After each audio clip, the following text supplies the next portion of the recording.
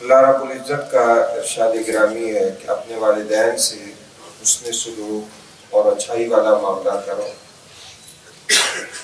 گزشتہ درس میں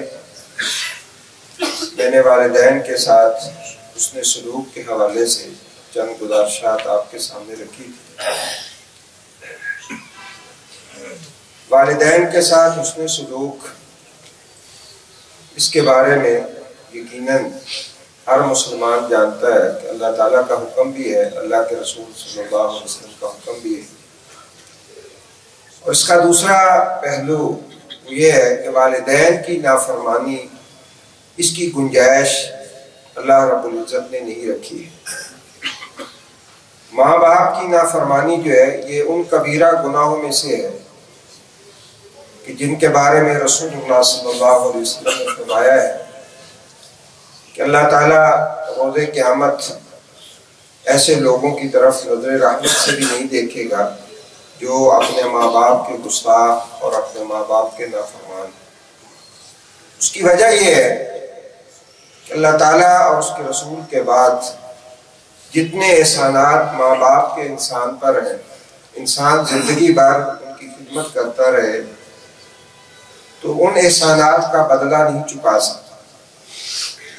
سیدنا عبداللہ ابن عمر رضی اللہ تعالیٰ عنہ بیت اللہ کا طواف کر رہے تھے، ایک شخص اس نے اپنی بوڑھی ماں کو کمر پہ اٹھایا ہوا تھا اور دوران طواف حضرت عبداللہ ابن عمر رضی اللہ تعالیٰ عنہ سے انہوں نے پوچھا کہ میں یمن سے آیا ہوں اور یمن سے میں اپنی ماں کو اپنے کندھوں پہ اٹھا کے لایا ہوں،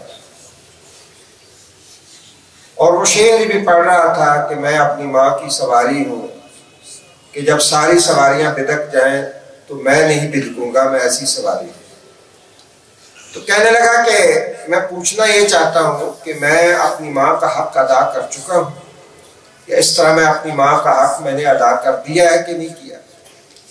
سیدنا عبداللہ ابن عمر رضی اللہ تعالیٰ نے فرمایا وَلَا بِظَفْرَةٍ وَاحِدَةٍ، تجھے جنم دیتے ہوئے تیری ماں کو جو تکلیف سے سانس آ رہے تھے اس کے ایک سانس کا بھی تو نے بدلہ نہیں دیا ہے۔ یہ اللہ رب العزت نے ماں باپ کا حق رکھا ہے، خصوصاً ماں کا جو حق ہے وہ اس قدر زیادہ ہے کہ انسان اتنے فاصلے سے ایک ماں کو لے کے چلا اور پھر حج اسے جو ہے وہ کروایا اٹھا کر، لیکن پھر بھی اس کے حقوق ادا نہیں کر سکتا۔ اور ماں باپ کی اطاعت اور فرما برداری اتنی ضروری ہے کہ اگر کوئی شخص نفل نماز بھی پڑھ رہا ہے اللہ کے لیے، وہ اللہ کے سامنے کھڑا ہے اور ماں باپ کی طرف سے آواز آتی ہے تو اسے وہ نماز بھی توڑ دینے کا حکم ہے۔ آپ نے وہ واقعہ سنا بھی ہوگا، صحیح بخاری میں امام بخاری رحمہ اللہ نے بھی ایک بنی اسرائیل کے عابد اور زاہد جسے عام طور پہ صوفی جریج کہا جاتا ہے، ان کا واقعہ معروف ہے کہ وہ بوڑھی ماں تھی، انہوں نے ایک جھونپڑی بنائی ہوئی تھی، راہب تھے، بڑے عبادت گزار تھے اور اللہ کی بندگی کے اندر لگے ہوئے ہیں، نماز شروع کی ہوئی ہے، ماں آواز دیتی ہے اور دل میں کہتے ہیں صلاتی و امی، ایک طرف ماں ہے ایک طرف نماز ہے۔ علم جو ہوتا ہے نا، علم اللہ تعالیٰ نے قرآن مجید میں فرمایا اللہ اس علم کے ذریعے لوگوں کو اونچا کرتا ہے۔ عبادت بہت اچھی بات ہے، لیکن علم کی اپنی ایک چاشنی ہے اور علم کا اپنا ایک فائدہ ہے۔ صوفی جرائد جو تھے وہ بہت عبادت گزار تھے، لیکن وہ علم نہیں رکھتے تھے جو علم انہیں اللہ اور اس کے رسول صلی اللہ علیہ وسلم کے احکامات کے بارے میں صحیح ججمنٹ دے اور یہ بتائے کہ کس چیز کا کون سا محل ہے، اور یہ توازن قائم کرنا جو ہے نا یہی اصل دین ہے کہ کس چیز کا کتنا حق ہے، اس کو کہاں رکھنا ہے، دوسری کا کیا حق ہے۔ تو صوفی جرائد نے نماز کو ترجیح دی، ماں کو نظر انداز کر دیا، اس نے پھر آواز دی اللہ کا کرنا شروع کیا، پھر وہ نماز میں ہی کی تو بوڑھی ماں کی زبان سے ایک بددعا نکلی اور کہا اللہم لا تمتہ، اے اللہ اسے اس وقت تک موت نہ دینا حتیٰ تریہ وجوہ المومسات، حتیٰ کہ تو اسے بدکار عورتوں کا منہ دکھا دے. ایک دفعہ جب تک یہ بدکار کسی عورت کا منہ نہ دیکھ لے اسے موت نہ دے. ایک دن وہ عبادت کر رہا تھا تو ایک عورت آئی, اس نے بدکاری کی خواہش کی. اس نے کہا اللہ کی بندی میں ایک راہب عبادت گزار ہوں, جاؤ میں یہ کام کرنے والا نہیں. اس نے کہا اچھا میں تیرے ساتھ نبھوں.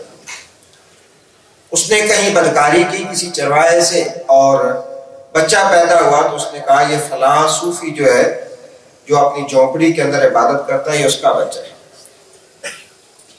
بندے پھر ڈانگ سوٹے لے کے مولوی قابو آ گیا, بندہ دیندار قابو آ جائے.